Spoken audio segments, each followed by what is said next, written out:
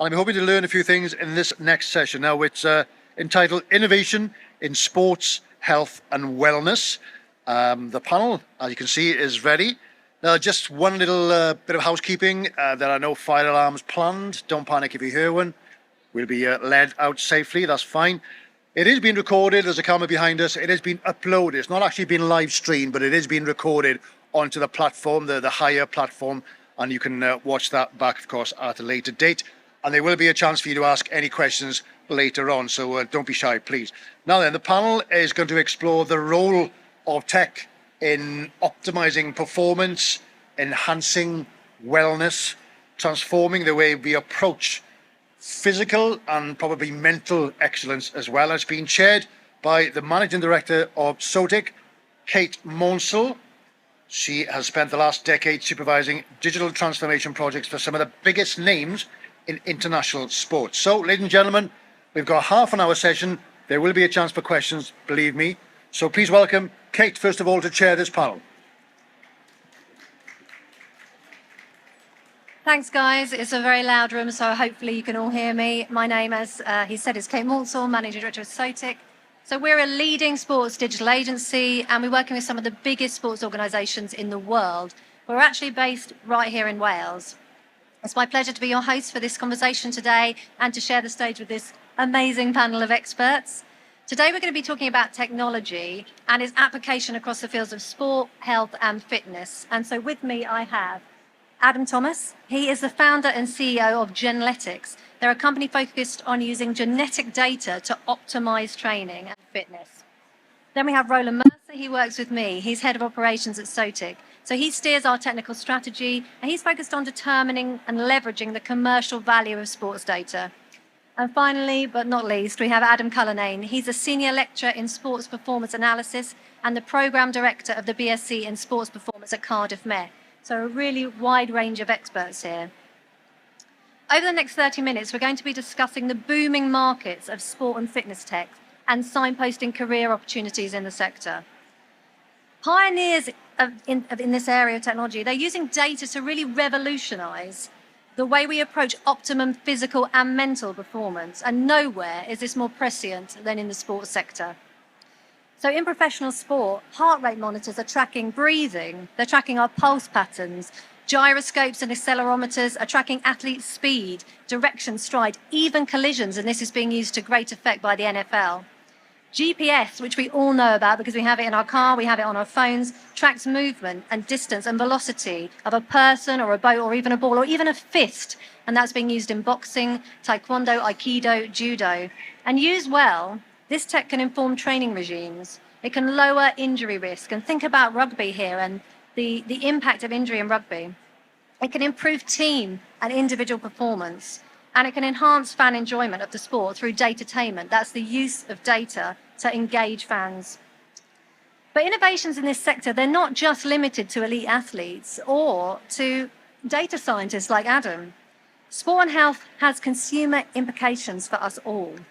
We can train better, we can avoid injury, we can build strength, we can eat and sleep better, prevent disease. And apps and wearables, they're helping us to track our health, to monitor our fitness levels, to identify areas of improvement, and even diagnose disease. And most excitingly, genomics, the field that Adam works in, is revolutionizing the sector because it's empowering individuals to make deeply personalized health and fitness choices. The examples of this technology are everywhere, and this is where I know whether you're paying attention. I want to start the discussion, hopefully proving my point, by asking everybody in the audience to raise your hand, and I include my panel here, if you're wearing or carrying anything that tracks your physical performance or your health data. So it could be a Strava, Google Fit, Apple Watch, Garmin, Fitbit, Noom, MyFitnessPal, sleep or calorie intake. Anyone? Okay, pretty much everyone. So just that show of hands shows us how powerfully technology is influencing our health.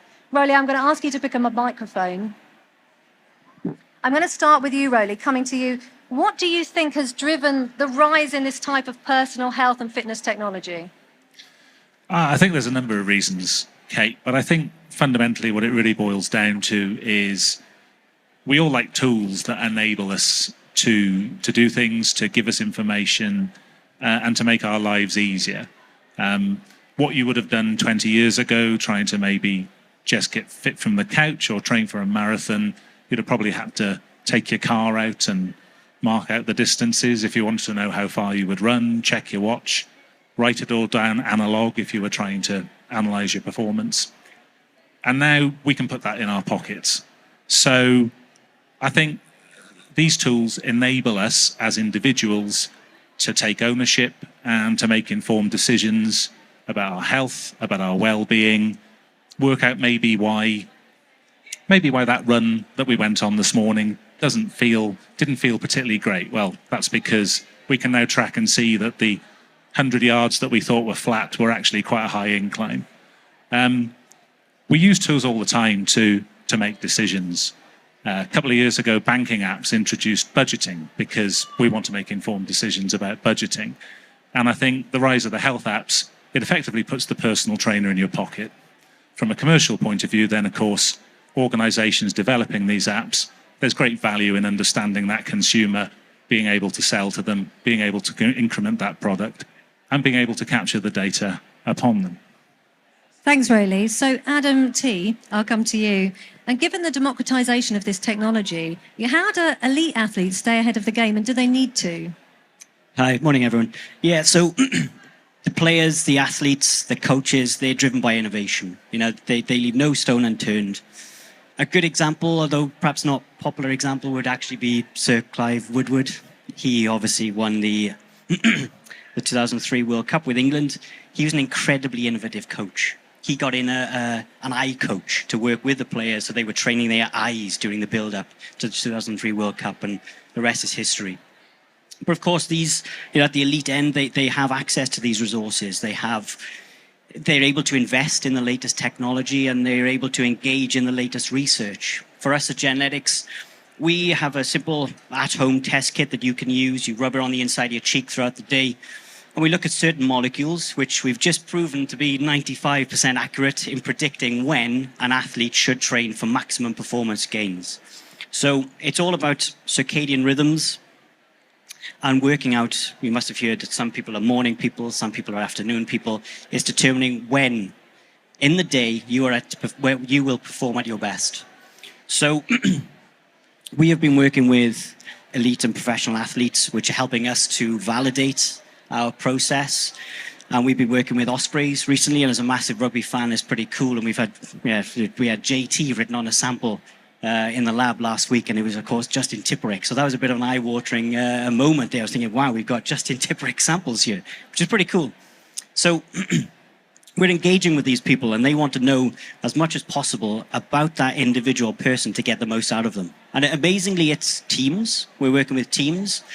FAW is another good example. We've been on 2 international camps with them recently, working out when each player is at their performance best.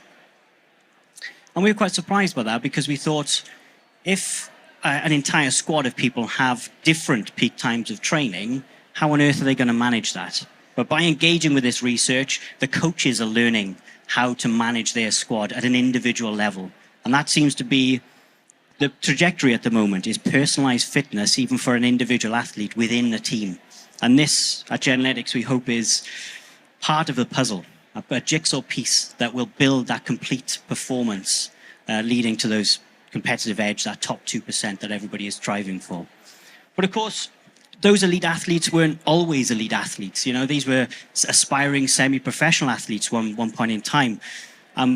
Through our genetic test, we're able to roll that out and make that accessible for those individuals, those dedicated individuals who want to make that next step into elite and professional performance. So it's blurring the lines a little bit, and we're using effectively these elite athletes as guinea pigs, effectively to make this accessible to the mass market, to the wider market. All right. Thank you. If you could pass the mic down, thank you. So, Adam, you've worked also with many organisations using data analytics to optimise elite athlete performance. Can you tell me what type of data are they using, and how is the data managed and analysed?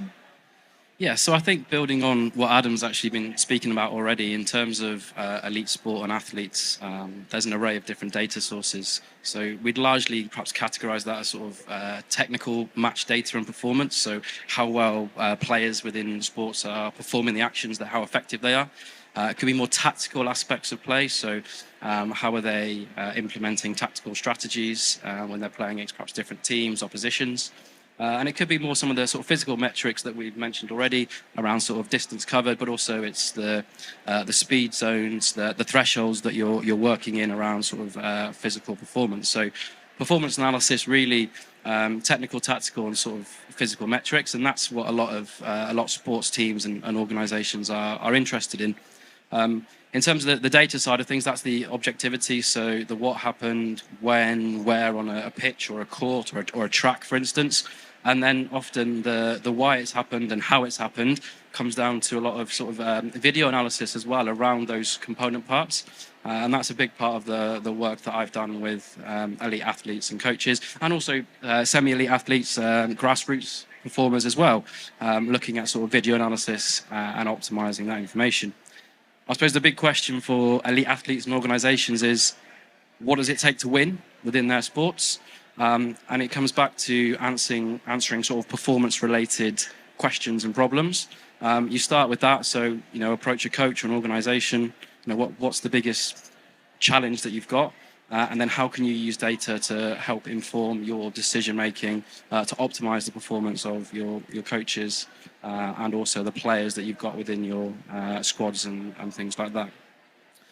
So that's one of the most important things, is understanding. Coaches have a tacit knowledge of their sports, but also how can we sort of underpin some of those observations with the use of data to help inform some of those decisions, really. Thank you. I'm going to stay with you, actually. So this is a very highly diverse, it's a growing field, and it might be a bit daunting to people who aren't from a tech background. You don't actually have a technical background yourself. Can you tell me how you moved into this field and what drew you to it?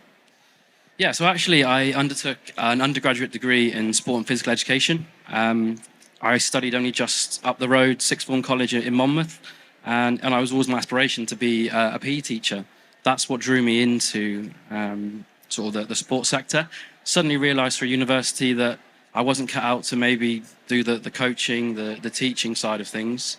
And actually I got introduced to the sort of area of sort of data analysis through sort of research projects that I did as an undergrad student. And then this concept of sport performance analysis was put in front of me by one of my colleagues, actually a mentor of mine, actually was part of the 2003 England analysis team that you mentioned earlier on, Adam. So actually I got thrust into that. I also wasn't an elite athlete. I got injured as well. So the next best thing was to pick up a camera and be part of the team environment. And suddenly people were like, okay, well, what can we see from the video? What data can you show us?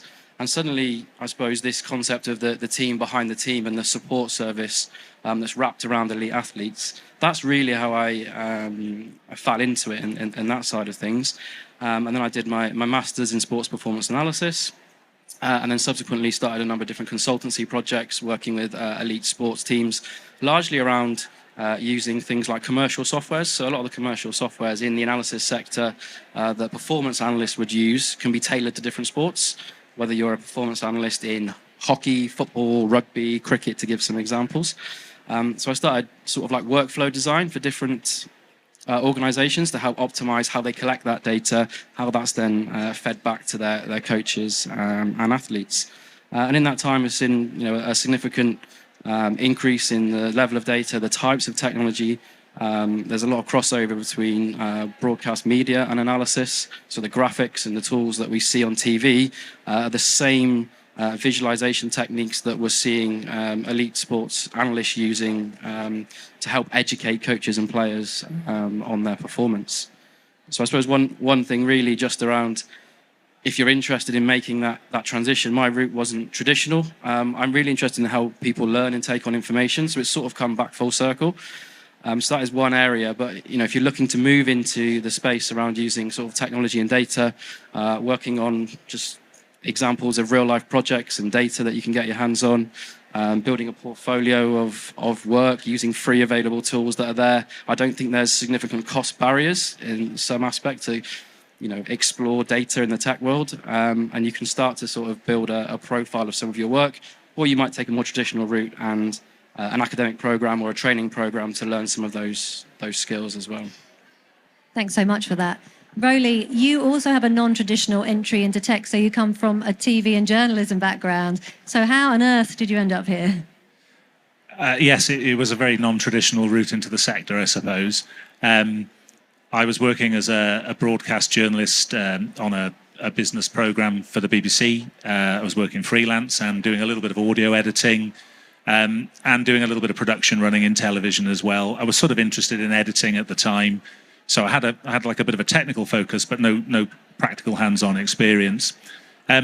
Freelance being the nature of the sector that I was in, I was also working as a graphic designer on Photoshop, and I used to set myself little tasks when I wasn't working as if I could look at sports brands at the world, try and deconstruct their sports brands and see how I could work with those. And somehow, as a result of being able to do that in Photoshop, I naturally ended up as the choice for a web developer for the Welsh Rugby Union. I don't know, I'm not sure I can join the dots myself, but that's the way it sort of turned out. I came in and I had a very, very quick baptism of fire into terms of getting to learn to use how the CMS worked, actually learn how the internet worked. A friend of mine who was a developer had a book sat on his shelf for a long time called HTML for Dummies, which he kept threatening to lend me. I've never borrowed it from him, but I think I probably learnt the contents of what's in that book in about 2 weeks when I started the job. And the first task was to sort of rationalize the website, elevate it, and get it all sort of segmented. I then started to get interested in the data because I was the type of child that used to like to build the Lego model from the picture on the box rather than opening the instructions. So I had to sort of try and learn to reverse engineer the site, reverse engineer what I thought the statistics should be doing. In those days, we used to play a Wales International. On Monday morning, we used to Photoshop a player card and upload it. And it was just very labor intensive and actually wasn't particularly slick or clever. So we then started saying, well, look, there must be data providers out there who can upload this at the end of a game and the results. So we started working on integrations for that and working with those data providers. We then moved into the live scoring sector with it. And then in sort of 3 or 4 years, we'd taken the website from an information tool to a statistics-driven tool that could actually give you the history of Welsh players and the history of Welsh players back to the dawn of time. And then we were bringing in the community game and things like that. And I suppose that gave me the confidence, and I understood systems. I understood them in the abstract, that I was able to then work for Sotic, the company I work for now. And again, talk about baptisms of fire. I came in understanding CMSs, understanding structure at that point, and was very quickly told, you've got to learn a completely different sport because we've got to get a site out for the Beijing Games, for the sailing regatta in 4 weeks that the rest of the world is going to be looking at. So it was all very quick learning on your feet and understanding data and everything else. But what I would say is I'm not a programmer. I can read a bit of code. I can understand it.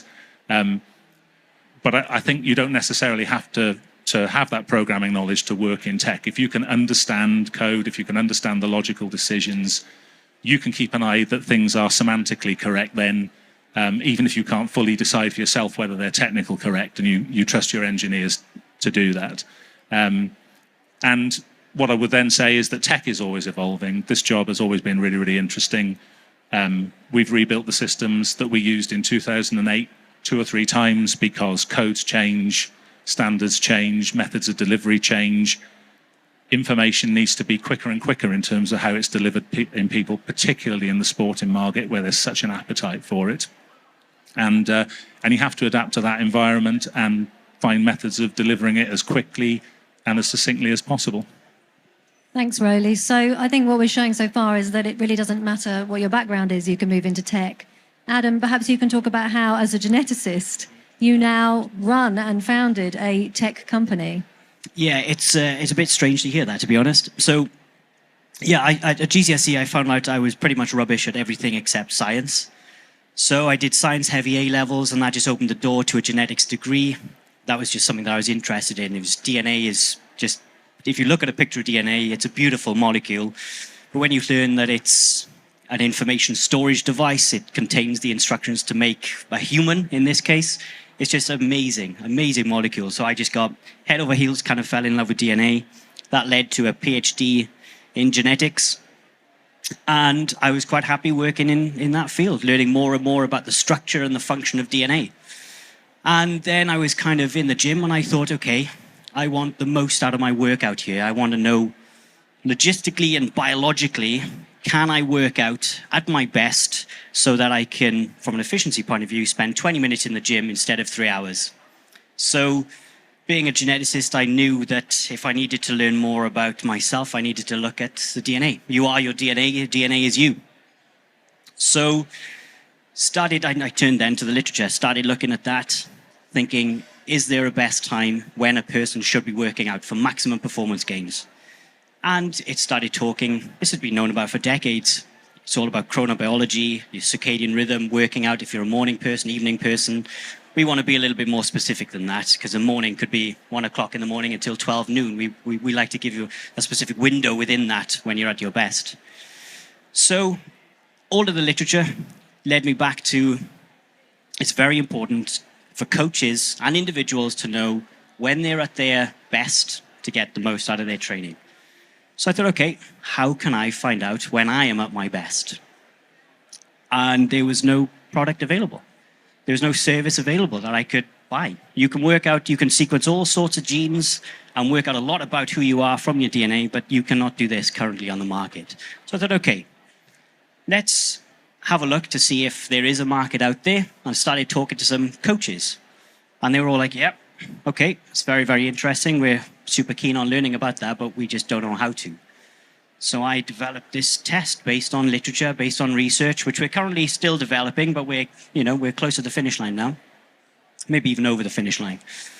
And that's how it came about. And all of a sudden, I found myself seeing that there was a gap in this market, and I thought, well, if I'm interested in it, then maybe other people will be too, because there are people far more dedicated than I am to working out and things like this. And now all of a sudden, this geneticist who found himself from the lab, now all of a sudden talking to app developers, website developers, graphic designers, shareholders, stakeholders, coaches, sports people. I've had coffees with people that I've never thought I'd have coffee with, talking to them about this. And all these conversations just encouraged me to keep going. And I think that was the biggest learning, was having these ideas and coming up with these ideas was great, but start talking to people. And that gives you the confidence then to know that you're on the right track or not. So you can quite easily pivot to what might work. And we work with data scientists now as well. So I'm not a programmer, I'm not a tech guy, I wouldn't say. I'm a scientist. I'm in the lab. I use pipettes and pipette colorless liquids for hours and hours and hours, which is fun to me, but not to everyone else. But we're collaborating with these people to help learn more about sports performance and how knowing when to train is part of the puzzle for that complete performance. Thanks so much. That's so fascinating. So it's quite clear that there are loads of careers in this sector. I'm just going to leave with one last question to you, Roly. What's next in sports tech or fitness tech? Just a scary one for the last question. There's so much. I mean, the obvious open goal is AI. We're seeing AI introduced to things all of the time. I thought the FIFA World Cup, I thought the way the FIFA World Cup dealt with the AI offside is probably the best way we've seen offside dealt with amongst all of the video technologies that you've seen. I'm sure looking at the rugby union games over the last weekend and over the World Cup and all the decision making around the yellow cards for head collisions, was the player falling away? It seems to me that we're making a lot of those decisions based on the videos that you're looking at and then a little bit of opinion, whereas I wonder, could an AI tell us, well, if the body hadn't fallen away, if he hadn't slipped, would the head contact have happened? I wonder are we going to use AI to move into fields like that? But there's more simple things around data that AI can do. It'll look through the data that's coming in from the game, type of performance data that Adam was talking about that's being collected on athletes, an AI be very quick at looking through this and telling you that this is the 156th time that athlete X has run has gained 300 meters in a game or whatever that is. Working in the sector we do with the likes of international federations like World Sailing, World Rowing, and the governing bodies like Welsh Rugby Union, there's obviously a need for fan engagement to get stakeholder data on people. And I think what you're going to see more of is the sector that we're looking at the moment, which is datainment. How can we use statistics and use sports data to make engaging or thrilling displays that can help fans and really elevate that second screen opportunity. So is there a leaderboard of statistics that you can produce that will solve a pub debate? Is there a player comparison that you can use in a match that will allow you to compare how one player is performing against another? Or is there a couple of niche statistics that you can make some interesting algorithms out of, which is one of the things we've been looking at in football over a possession chart that changes over time, a little bit like the momentum chart, which you may have seen during the Rugby World Cup. I also think that in that datainment sphere, you're going to start seeing more sort of in-game tech, so maybe microchips in balls or microchips on shin pads, checking the weight of a kickboxer's kick.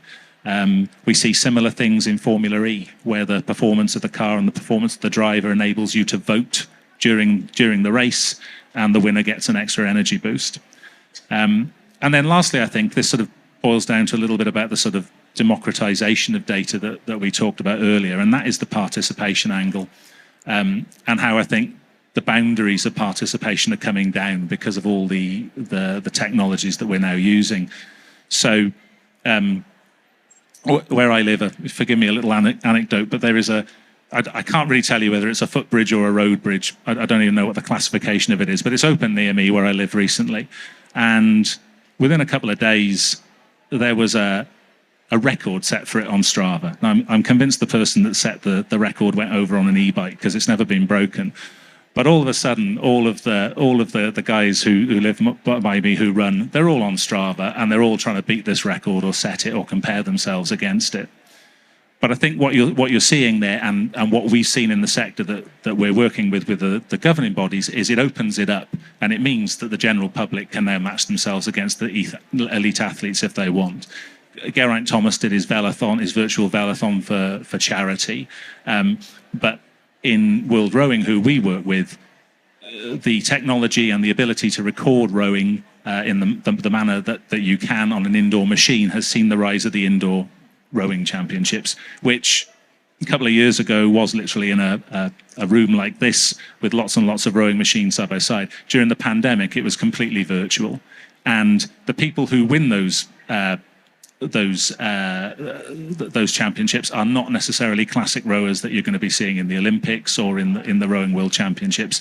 They are people who have sort of come and found an aptitude for rowing at the gym, and suddenly they're in that event competing with members of the US rowing team. From a sports organisation's position, it's perfect because it ticks a participation angle with potentially a cash angle from the ability of entry fees. It brings the sport to a more popular level, gives it that fan engagement element, attracts sponsorship, attracts marketing, and I think you're going to and really, as I said, because that barrier has come down, it makes it more accessible, and you will and you can build the sport around the new personalities who are coming to it from the personal fitness angle. And I think that's where we're gonna see that, and the data that leverages from that, how that will change the market. Thanks so much. Thanks so much to all of you for answering those questions. Please don't be afraid to approach these people and ask them more questions as the day goes on. Does anybody have any questions? Think of one. Can I ask you then? We've got a few minutes. We'll go over it. That's fine. How does this kind of tech apply itself to mental health, well-being, wellness as well? No, we've talked about the sport, and I didn't realise, of course, that the eye science is why Owen Farrell does this nonsense with his eyes. But they all do it by now. But fair enough. But how does this tech apply to the mental rather than physical? I can say that, yeah. So for us, it's very applicable to the mental side of things, because if you know you're at your best, that's a huge psychological edge, huge psychological benefit there. where you know your body is at peak condition, you're ready to perform, you're primed to perform, you're going to give your best. So that, of course, for a general consumer, if you approach the gym or you go to personal trainers and things like this, and if this is part of the puzzle where you're performing your training at your peak, when you know you're biologically ready, you're going to get more out of your workout. And that's going to encourage you to go more. We all know the benefits of regular exercise on mental health. Okay. But it's also things we're collaborating at the moment with Cardiff City Women. And we're doing a study on menstruation there to find out when at different stages of the menstrual cycle is, how does that affect your metabolic peak, as we call it, which is your peak time of day to train. Okay. So we've seen, so for one player, it's as much as 6 hours at different stages of their menstrual cycle. So if you can incorporate that into their training, they're going to feel physically better, they're going to feel mentally better. Sure. So the two need to be connected. So Adam, from you're in Cardiff Met, I know, since we are here at the Wales Tech Week at the end of the day, is Wales, or maybe Kate, is Wales at the forefront of this particular field? Are we up there with the rest, or are we in front of everybody else? Oh, 100%. I think in terms of some of the work that we're doing sort of at Cardiff Met University, there's historical around sports performance analysis. The area was born out of Professor Mike Hughes, who joined Cardiff Metropolitan University, or UWIC as it was called, in the early 90s. So there's actually a heritage in the area of sport performance analysis out of Wales. And then that led to working with the organisations that have already been mentioned today, so Wales Football, the WRU. And what we saw then was the talented young performance analysts that are now in very senior roles in technology, in the WRU, the FAW, also maybe across the bridge in England as well and other places, have a heritage from Wales and their work at sort of Cardiff Metropolitan University, or UWIC as it was called previously. So in terms of the organisations that were mentioned, the FAW have only recently done a fantastic sort of case study working with actually the University of Warwick around the communication between coaches and analysts in live gameplay. So when you see the eyes in the stands, when we've watched the rugby on the weekend and you've seen the computers, the coaches box, that's a really tense environment for people to be working in, and that communication. So when that data and those data channels are coming in, and those decisions that are being made to either maybe make a substitution, make a tactical change, communication around the data and decisions is vitally important. So there's a fantastic sort of work that the FAW have been doing recently around coaches and analysts and that communication channel. So yeah, there's certainly a link between the performance analysis, the technology, and sort of the Welshness of it, really. 100%. Okay. Would anybody like to ask a question? No, we got time. We got 5 minutes. That's fine. Let's carry on. Otherwise, we're missing out some questions. We got time. It's a very short session. Let's have 1-2 questions maybe, and I'll ask one question again. That's fine. Hi, Alan Hill from a company called Splunk. We're on the floor here. I'm really interested to hear these aspects of data. Right, and of course, data platforms these days can do phenomenal things. But I wonder how much you look beyond individual athletes and sort of people sports into things like Formula One, both the physical cars, but also the esports side of that. And I'm picking up on the indoor rowing, which I didn't know was a thing at the time. And how much lessons do you take from that, and things like the data we're pulling from expeditions to the South Pole from a medical and athletic point of view? We had a really interesting session yesterday about esports, and I learned a lot. But yeah, Adam. Sorry, I think the answer is that people will always want data, and people will want to see data. Data allows you to tell that interesting story, whether it's a story that you need to work on elite athlete performance, as Adam was saying, or whether it's more about making sport engaging. Even as you said, the South Pole expedition, beyond a couple of TV pictures, if you're actually getting the geo-tracking data and seeing the type of distances, or how the temperature is affecting the athletes going over, it helps to enhance that picture, doesn't it? And I think that's the important thing. And there's so much data that we haven't even tapped yet. So when we were talking about shin pads in kickboxing, for example, that type of thing is to, we know that somebody is kicking somebody particularly hard, but we don't know how hard, and we don't know whether it's at the moment we don't know whether it's a fraction or a very large percentage. So it's things like that will help us make stories, and it will open the market up. It will allow different second screen experiences. It will give different things to broadcasters that they can do for live rates, and it just opens the sport up more.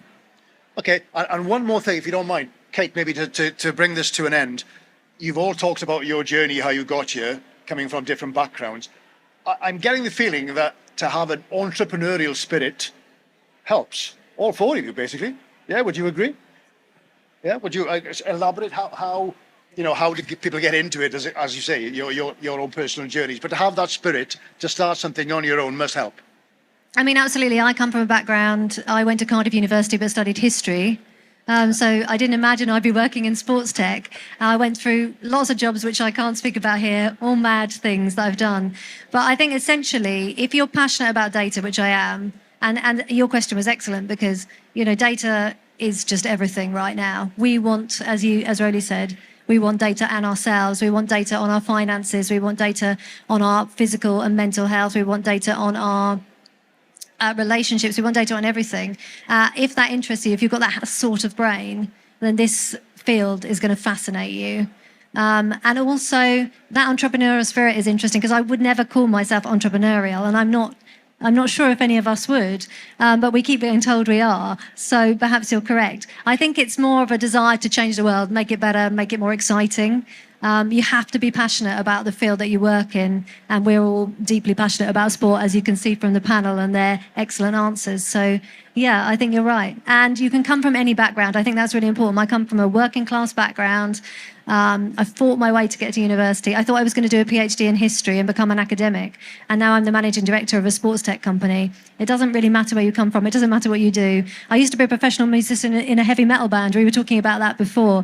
Roly, I know, secretly used to be a DJ. If you're just willing to think outside the realms of possibility, you can work in this field. So I would really encourage you to consider a career here. Good. I feel we've learned a lot about Roly in the last 30 seconds there. Good. Thank you, ladies and gentlemen. Thank you so much. We've run out of time. Round of applause, please, for Kate and our panel. Thank you so much.